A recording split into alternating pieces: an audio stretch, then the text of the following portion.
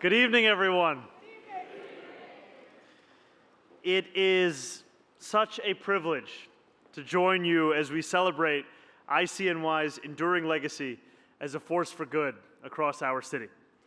It is my deep honor to be counted among this evening's recipients of the Reverend James Park Morton Interfaith Award. I want to acknowledge my dear friend, Ruth Messenger, the board co-chair of the Reverend Dr. Frederick Davey, co-chair of the board, and our executive director, Reverend Dr. Chloe Breyer.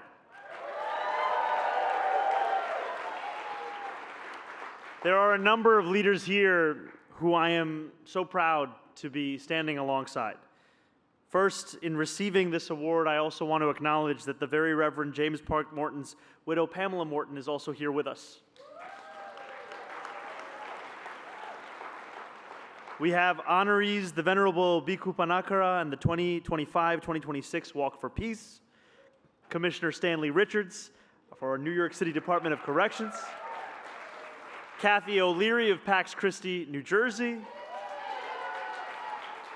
Sandra Hafraoui, City Council Member Gail Brewer, and you heard of the incredible team that I'm so proud to work with at City Hall and beyond in Faiza, Alia, Christopher, and Felisa. Thank you so much for the work that you do. Growing up halfway across the world, and by that I mean on 118th and Riverside, your offices located at the Interchurch Center just around the corner were impossible to miss. As I grew older, I came to understand what that building actually contained. Dedicated New Yorkers whose commitment to their work has reached into the lives of those far beyond Morningside Heights. For nearly 30 years, ICNY has strived to overcome prejudice and violence across the 5 boroughs by mobilizing your vast network of religious and civic leaders. You have formed multi-faith coalitions to combat racism, advocate for immigrant rights, protest gun violence. You have provided emergency shelters to asylum seekers, offered physical sanctuary for families under threat of deportation, and secured grants for smaller faith communities supporting new immigrants. And you have done this while bridging religious divides, combating both Islamophobia and anti-Semitism through partnerships with secular and academic institutions, organizing multi-faith prayers, and hosting educational conferences and workshops. This is the hard, often unnoticed work of bringing people together, of living the scripture, of building a better city. And as I grew up only a few blocks away, I felt that impact in my neighborhood and was able to see firsthand how faith can guide us to action.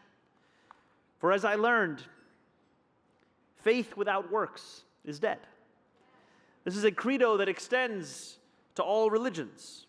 It is an ideal that your founder, the very Reverend James Parks Morton, baked into the foundation of this organization. And it is a belief that has shaped my own trajectory. As I ran to become mayor of New York City, visiting churches, mosques, shuls, mandirs, temples, and gurdwaras, I saw that for all of our different beliefs, we shared 2 convictions. The first was that this year, yes, the New York Knicks would win a championship. And second, that we need not observe the same faith to fight for a city where every person can lead a life of dignity. Today I hold the immense honor of serving as your mayor, and I have worked to use the power entrusted in me by the people of New York City to build a city hall that delivers on that shared conviction. We have worked together to protect our immigrant neighbors from the terror and abuses of ICE. We have increased, as Ruth said, hate crime prevention funding by more than 800%, with an additional $26 million a year. And we have pursued a comprehensive agenda to lift the cost of living crisis that burdens too many New Yorkers. We have done so by placing our city on a path to universal childcare, by launching a citywide network of city-run grocery stores where prices will be affordable, guaranteed, and by announcing one of the most ambitious housing plans in our city's history, building hundreds of thousands of new affordable homes and protecting tenants while doing so, so that every New Yorker can afford to stay in the city that they love.